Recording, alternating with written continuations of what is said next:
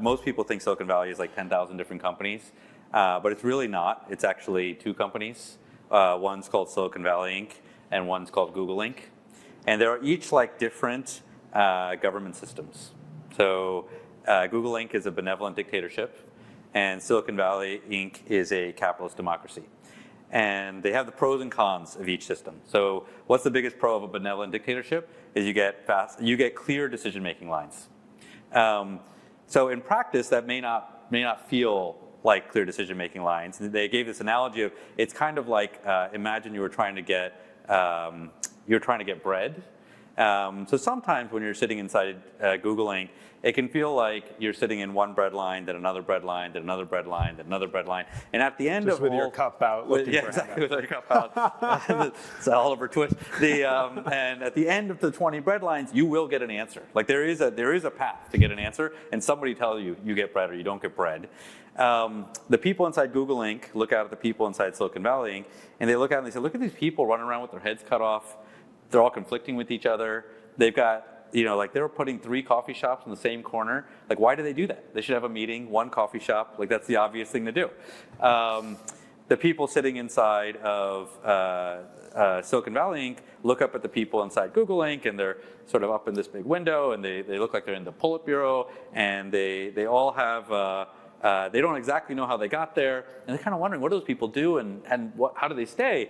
And the people up there have all realized the secret. And this is the punchline of the analogy. Like I said, it's not very positive for Google, but the punchline of the analogy is all those people sitting up there have realized the one secret to staying in that Politburo is create 1 more bread line, and you get to stay.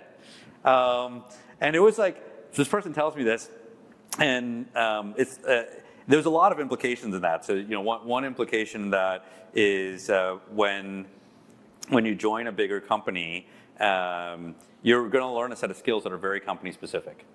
And there's nothing really that wrong about it. I mean, it's if I think about like, I had a good run at Google, like a lot of the things that made that work were things that like actually don't transfer anywhere else. Like it's very specific to that place.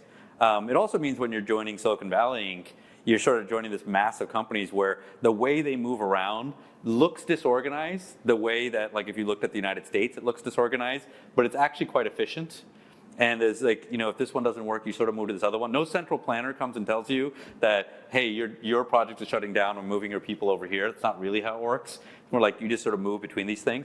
So I think it's a good point. I hadn't thought about that because probably all of us who've tried to recruit folks into organizations in the Valley often have to counterposition against big tech. Yeah. And the idea that, hey, you could go join Google or, at this point, maybe even OpenAI, Anthropic, whatever, you will learn a set of things specific to that company. Nothing wrong with that, but don't overestimate the transferability if you decide you don't like that job. Whereas come join our startup, it may or may not work out, but you'll leave with a set of skills and experiences that are highly transferable, including to starting your own company someday if that's what you want to do next. That's right, and I think they're just a different set of skills. And what it leads to is, the end of what I normally tell people is joining one of those companies is a many-year commitment. Because you're not going to really understand how the bread lines work in the first year, 2 years, 3 years. And so if your view is like, I'll go there for a year, I'll build something cool, and I'll go somewhere else, you're completely deceiving yourself. That's not how it works. Like you go there, you learn, and then 4 or 5 years in, now you're able to have a real impact. And the chances that you're going to actually switch after that point is unlikely. And they have natural positive feedback loops. So that's a little bit of how I counterposition. Any other hiring related questions? We're going to switch topics in a sec, but yeah, go for it, Anthony. Yeah, here's. And we'll just run the mic to you, Eric. Again, yeah. Hustle over, please. It's right there.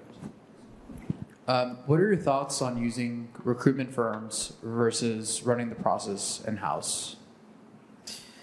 I think recruitment firms. Well, first off, I'd say in a lot of cases, your investors have recruitment firms that can be really helpful. I think there's a couple things recruitment firms can do that are really helpful, and some that I think are not that helpful. I think recruitment firms that source out of a pool that you're unlikely to be able to source from yourself, I think that's incredibly helpful. For the more junior employees, that often is things like we made very heavy use of, our primary investors were Greylock and General Catalyst.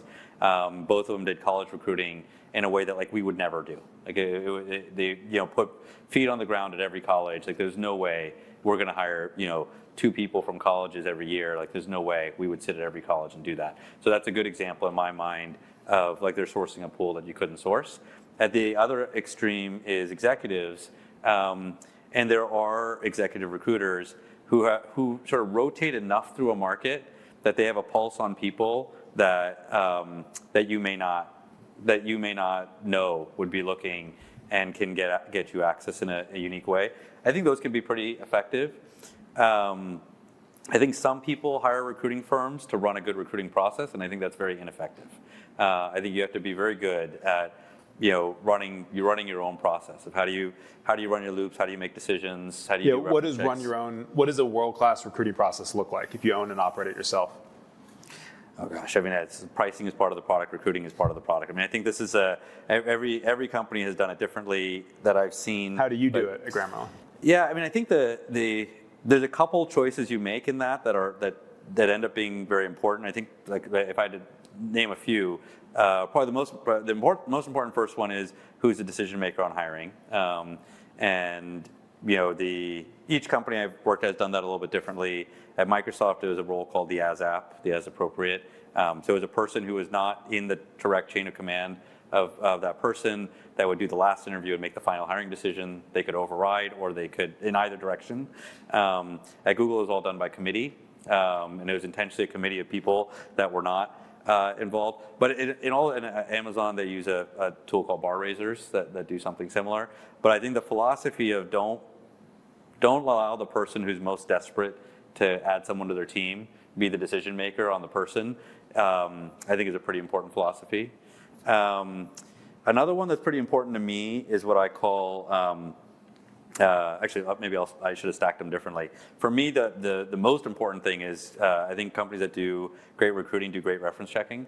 I'm a pretty big believer in do every front door reference check you can, but backdoor reference checks are a good idea too. There's a way to do them without upsetting the world. But I think the idea that in small 30-minute slices you can understand better how this person is going to work than people that work with them for the last 5 years is like sort of misunderstanding how people actually operate.